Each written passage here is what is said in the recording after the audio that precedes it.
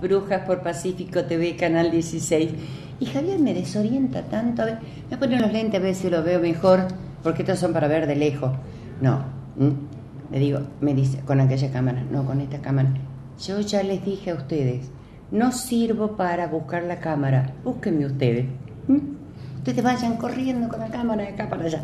Bueno, en el bloque anterior les comenté quiénes iban a estar hoy en Las Brujas. Y Jonathan Gustavo Ramos es escritor, es profesor de historia, licenciado no, ahí metí la pata, les aclaro que metí la pata. Es estudiante de filosofía y también de antropología y teología. Jonathan, tenés todo, todas las horas ocupadas. ¿A qué hora te dedica a tu familia? ¿Cómo estás? ¿Cómo te va? Un gusto realmente estar con vos, un placer. Realmente, muchísimo gusto de tenerte acá y esto que has escrito, y me parece que lo has hecho no sé en qué tiempo, honestamente, me lo vas a contar, que tiene que ver con historia y concepto de la autoridad en el cristianismo. Yo creo que es algo sumamente importante porque ese pequeño comentario que hice, siempre hemos visto una iglesia, podríamos decir, totalmente autoritaria. No solamente la del cristianismo, sino también la de las otras religiones. Esto hay que ser honesto y decir, todas las iglesias son autoritarias con respecto a la gente que lo sigue. Vamos a mostrar el librito. Este es el libro de Jonathan, que le estaba comentando, Historia y concepto de la autoridad en el cristianismo, y este es el que tengo al lado, el padre de la criatura.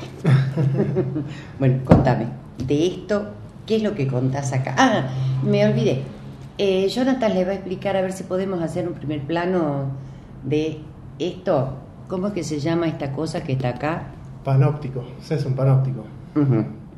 ¿Qué significa? El panóptico es una figura que tradicionalmente utilizaba un escritor británico llamado Jeremy Bentham para hablar de una institución que se encuentra en el centro de la unidad carcelaria, que puede ver a todos los que están rodeando la unidad carcelaria, pero los que están en la unidad carcelaria no pueden ver a los que están en esa torre. Claro, que es esa torre que que está en la tapa del libro. Exacto, esa figura la toma mucho Michel Foucault para hablar de las sociedades disciplinarias.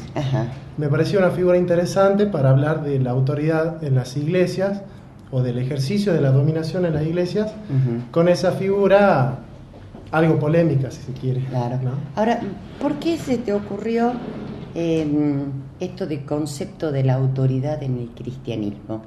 Sabemos que vos tu carrera la has hecho en la Universidad Católica y obviamente este libro debe haber causado algún escozor a alguien o a algunos. Y yo creo que soy lo suficientemente ignorado en la universidad como para causar polémica con este libro. Aún así, tengo contacto con mucha gente de la iglesia. Soy amigo de algunos sacerdotes que me han colaborado y que me han orientado también en la escritura y en la investigación de este libro. Pero los motivos que me impulsaron a escribir el libro, a investigar sobre esta temática, tienen que ver con la forma en la que se ejerce la dominación en las iglesias. Hay dos tipos de ejercicio de autoridad. Cuando la autoridad se ejerce a través del consenso, esa autoridad es hegemónica, pero cuando se hace a través de la coerción, es dominante. Dominante, efectivamente. Tradicionalmente en el derecho, en las ciencias políticas, sobre todo desde la colonia, se ha llegado a utilizar el concepto de dominación legítima. Y para uno le resulta extraño porque justamente cuando entramos a analizar los mecanismos, las tramas mediante las cuales se configura el ejercicio de la dominación, entendemos que no puede haber dominación legítima. Justamente, obviamente, donde hay dominación ya no puede ser legítima. Claro, no existe la legitimidad. Exacto. Entonces, en este libro trato de cuestionar un poco eso, haciendo un análisis histórico y teológico de las jerarquías de la Iglesia, cómo se fueron configurando las jerarquías en la Iglesia y luego cómo se fueron legitimando a través de la teología. De todas maneras, la historia del cristianismo tiene muchísimo para dar. Muchas cuestiones bastante polémicas, otras cuestiones que pueden haber estado así medio como suavizadas, pero esto desde el comienzo del cristianismo, desde que aparece la figura de Cristo, por eso cristianismo. Entonces, desde que aparece su figura, sus seguidores, hasta inclusive quienes los dominaban en esos momentos al pueblo de Judea, han hecho de todo lo que era el mundo en ese momento una gran historia. Han contribuido a hacer esta historia, pero desaparecida la figura de Cristo, quedando solamente como un ejemplo, sus seguidores, en muchas oportunidades, este concepto es mío, ¿no? Totalmente mío. Sus seguidores, en muchas oportunidades han sido demasiado crueles y dominantes. Nada era con la legalidad, aunque ellos consideraban, en especial en la Inquisición, que la cosa era legal, no tenía nada que ver con la legalidad. Era un dominio absoluto.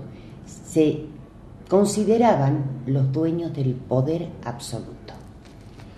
Sí. ¿Cómo lo tomas en este libro a eso que yo te lo acorté? Exacto. Bueno, en la historia hay un quiebre profundo en cuanto al concepto de autoridad. Vos fijate, como mencionabas hace rato, la Iglesia cristiana pasó de ser perseguida a ser perseguidora. Así es. Y la pregunta sería, ¿cuándo surge esto? ¿Por qué surge esto y a través de qué? Y para eso vamos al emperador Constantino, que fue el que legalizó de alguna forma o oficializó la religión cristiana en el Imperio Romano. Desde allí nos remontamos al concepto, al principio que Jesús manifestaba en vida, cuando él decía: al César lo que es del César y a Dios lo que es de Dios. Un poco se entiende también desde la autoridad que la Iglesia tiene la autoridad espiritual de predicar el Evangelio y el Estado tiene el ejercicio de la potestad del control de la sociedad, por decirlo así. Cuando la Iglesia se hace cargo del control de la sociedad, le está dando a Dios lo que es del César y le está dando al César lo que es de Dios. Ahí surge una problemática porque el concepto fundamental de la Iglesia es el concepto de autoridad, en latín augure, que significa fomentar el crecimiento. Fomentar el crecimiento a partir de la enseñanza, de la predicación del Evangelio. La Iglesia, cuando se hace cargo del Estado, olvida la misión fundamental de predicación del Evangelio para ejercer el ejercicio de la potestad del Estado, se distrae con eso y estamos hoy también, y a lo largo de la historia, ante una Iglesia que utiliza el poder del Estado para reproducir cristianos y someterlos a estas tramas sociales que se configuraron. Hoy es un día bastante especial, creo mundialmente, no solamente para la Iglesia Católica, porque hoy se cumple un año que asumió el Papa Francisco. Él, desde un comienzo, con muchísima austeridad en todo, por consiguiente, mi pregunta va orientada a eso. ¿Cómo tomas vos, después de haber investigado para poder hacer este libro, que ya me lo voy a devorar, para poder hacer este libro, con todo eso que investigaste, cómo tomas la figura de el Papa Francisco, que ha dado un giro así, un vuelco total a lo que la Iglesia venía haciendo, que era un gran ejersor del poder económico, político, como Estado, y sobre la sociedad, hasta poner y sacar presidentes de algunos países. Así es. Yo cuestionaría esto de cambio radical o total o completo. Sí sé que es una figura muy importante, simbólicamente tiene mucho atractivo como figura social, ¿no? Como figura cultural, pero aún así los problemas de base de la Iglesia, como son el acceso de la mujer al sacerdocio, una mayor participación del laicado, una desromanización de la Iglesia, son cuestiones realmente muy difíciles de cambiar para un papa, que yo entiendo que este es un papa de transición. Al ser un papa de transición, no está programado desde el pontificado que pueda tomar muchas decisiones trascendentales en el futuro de la Iglesia. Que lo vayan a dejar hacerla. Tampoco a todas.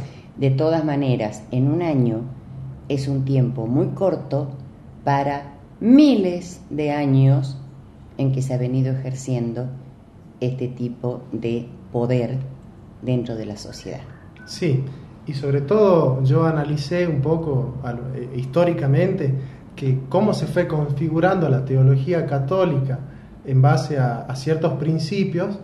Realmente entiendo que el cambio que debe hacer la Iglesia Católica para no ejercer ese tipo de dominación opresora que ha ejercido en un tiempo de la historia, tendría que ser un cambio doctrinal, no solamente una aplicación política de la doctrina, sino que buscar de nuevo los fundamentos de las Escrituras para poder cimentar un nuevo concepto de autoridad. Claro. Por eso te vuelvo a lo que te dije. Es poco tiempo para todo lo que realmente hay que hacer. Así todo, hubieron algunas soluciones radicales que el Papa Francisco planteó. Jonathan, hemos llegado al final. Te deseo el mayor de los éxitos con este libro, y a todos ustedes les digo: Historia y concepto de la autoridad en el cristianismo. Su autor, Jonathan Ramos, la tiene a la venta. ¿En dónde? En todas las librerías de Salta. Perfecto. Ayúdenlo, porque ha recorrido a distintos lugares del país presentándolo, pero solventándose el mismo. Lo ayudemos económicamente, lo que yo decía al comienzo del programa. Seamos generosos uno con el otro. Yo te doy una mano, vos me das otra. No me cortes la ruta. Muchas gracias. Gracias, Jonathan. Hasta luego. Un placer. Vamos a la pausa, ya volvemos.